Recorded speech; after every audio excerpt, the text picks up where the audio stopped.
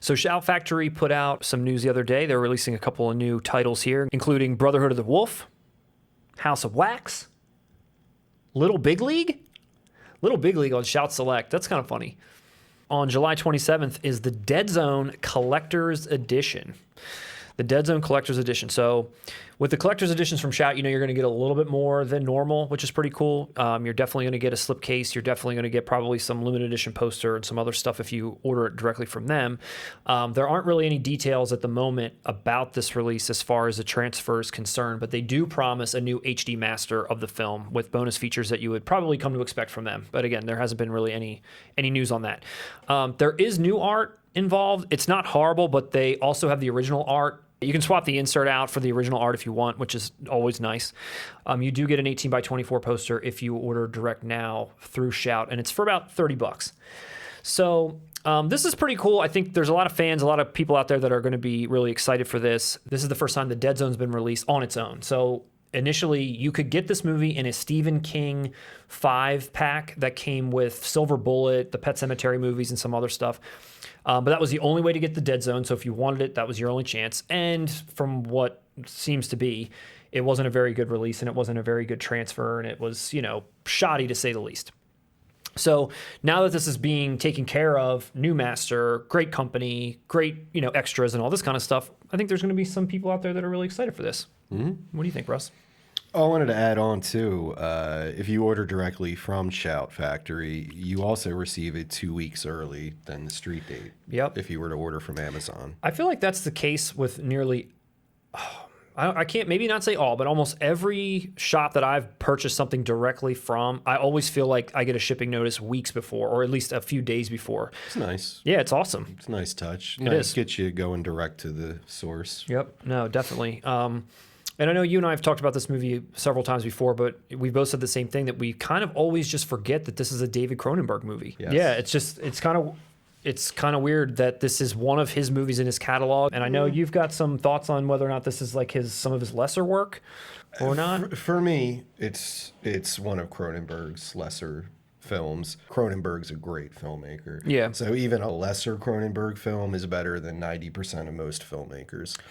Yeah, and I feel like this could just be me. Maybe it's some weird thing that's like in my head that I can't get out of. But whenever I watch a Stephen King movie, like horror movies, novels that are put to screen or something like, or even some of his TV movies, things that, have his name on it, I always just kind of lump them all together as if they're just the same thing. It's like, it's not, it's this director put this, it's Stephen King. Like I'm watching a Stephen King movie. That's what it is to me. Like I can't even discern that it's David Cronenberg. There are some exceptions, but generally I agree with you. And that's pretty much why I forget this is a Cronenberg film. I associate it with Stephen King first. Yeah. But if you say The Shining to me, I'm Kubrick first. You're right. There's a couple. To me, there's a couple I'm out there. De Palma first. Maybe like the first Pet Sematary. First Pet Sematary, I'm Mary Lambert first. I even know who made that. Booyah. But 4K yeah, King. for the most part, I'm with you. And this feels like Stephen King cable. Yeah, a lot of them just feel that way. And this kind of did. It felt like it's like TV movie feeling. You know what I mean? Like this one I do enjoy. I feel like the Christopher Walken element elevates this material to what it is. I mean, his acting, his character, similar to John Malkovich, where he gave such an incredible performance, he's then later parodied for that same kind of energy. Tomorrow, you're gonna buy a cup of coffee. Yeah? Then you're gonna hail a cab. Does the cab crash? No. You're gonna leave the coffee in the cab. Okay. I feel like Christopher Walken suffered from that too. There's some scenes in this movie, some lines that he says that are meant to be 100% serious, but if he was in a movie and said them today, you would laugh your ass off. You know the scene where the kid he's like tutoring, he's getting ready to go to an ice hockey game, and he foresees that the ice is going to break. The ice is gonna break! That is such a quotable line, and just is like the funny Christopher Walken. It's hard to like not watch that movie now and kind of feel that way when you see him. I don't think that specifically started with Dead Zone, and I don't think that's Christopher Walken's fault in Dead Zone. If anything, that's Cronenberg's fault The acting or the directing. for making a film, as we just said, feel like a TV movie. Of course, if Walken's giving it his all in a TV movie and he's got that voice and those mannerisms and that cadence and manner of speech, it's going to be funny. It's intense. Seeing Christopher Walken in a soap opera-ish style is going to be funny. But that's what I'm saying. I feel like it wasn't. And I feel like it was sincere and it was intense. It was an intense performance. But now that you've been clued in a way to his sense of humor or to the fact that it can be parodied. You don't think he's menacing in True Romance? No, definitely. And I think he's menacing in this movie. I feel like I've personally been tainted to Christopher Walken as he's now someone to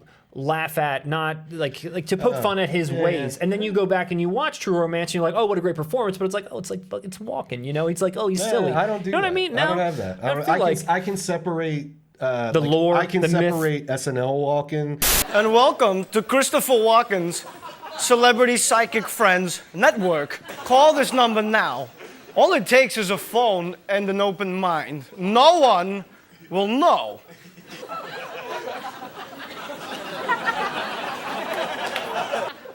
Why aren't you calling? You could be in grave danger. Like if I'm watching Pulp Fiction, I don't laugh when he shows up. If I'm watching King of New York, I'm not laughing. If And I I'm wouldn't be watching The la- Prophecy, I'm not laughing. I can separate that. He's a great actor. I can separate it from this too. It's the thing. It's like just some of these lines come across I just think it's a subpar movie. I know there's some fans out there for this. I'm going to be there for it. Definitely day one for me. Day two for us.